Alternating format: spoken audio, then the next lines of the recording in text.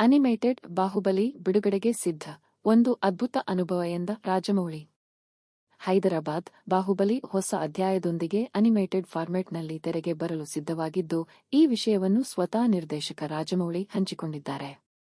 A graphic India ಮತ್ತು ಆರ್ಕಮ್ media works production ಅಡಿಯಲ್ಲಿ Bahubali crown of blood ನಿರ್ಮಾಣವಾಗಿದ್ದು, ನಿರ್ದೇಶಕ ಎಸ್ ರಾಜಮೌಳಿ ಶರದ್ ದೇವರಾಜನ್ ಕ್ರಿಯೇಟಿವ್ ಮುಖ್ಯಸ್ಥರಾಗಿರುವ ಈ ಯೋಜನೆಗೆ ಜೀವನ್ ಜೆ ಕಾಂಗನವೀನ್ ಜಾನ್ ಜಂಟಿಯಾಗಿ ನಿರ್ದೇಶನ ಮಾಡಿದ್ದಾರೆ.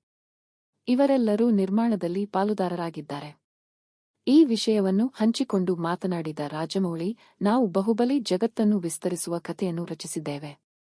ಮಾಹಿಷ್ಮತಿಯ ಯೋಧರು ತಮ್ಮ ತಾಯ್ನಾಡನ್ನು ಉಳಿಸಲು ಒಂದಾದಾಗ ಸಾಮ್ರಾಜ್ಯಗಳ ನಡುವೆ ಮಹಾಘರ್ಷಣೆ ಉಂಟಾಗುವುದನ್ನು ಇದರಲ್ಲಿ ವೀಕ್ಷಿಸಬಹುದು ಎಂದು ತಿಳಿಸಿದರು. ಬಾಹುಬಲಿಯನ್ನು ಸೃಷ್ಟಿಸಿದ ಹೈದರಾಬಾದ್ ಎಂದಿಗೂ ನನ್ನ ಹೃದಯದಲ್ಲಿ ವಿಶೇಷ ಸ್ಥಾನವನ್ನು ಹೊಂದಿದೆ. ಭಾರತದಲ್ಲಿ ಹಳೆಯ ಕಾಲದ ಅನಿಮೇಷನ್ ಚಿತ್ರ ನಿರ್ಮಾಣಕ್ಕೆ ಇವರೆಲ್ಲರ ಉತ್ಸಾಹ ಸಮರ್ಪಣೆಗಳೇ ಸ್ಫೂರ್ತಿಯಾಗಿದೆ ಎಂದು ರಾಜಮೌಳಿ ತಿಳಿಸಿದರು.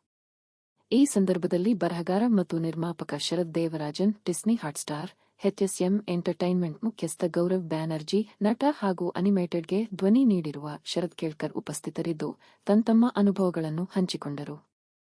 ಅನಿಮೇಟೆಡ್ದಲ್ಲಿ ಸಾಹಸ, ರಾಜಕೀಯ ಅಚ್ಚರಿಗಳು, ನಾಟಕ, ಮೋಸ, ಯುದ್ಧ, ಹೀರೋಗಿರಿ, ವಿಶ್ವಾಸ, ಧೈರ್ಯ ಎಲ್ಲ ಅಂಶಗಳು ಸೇರಿಕೊಂಡಿದೆ.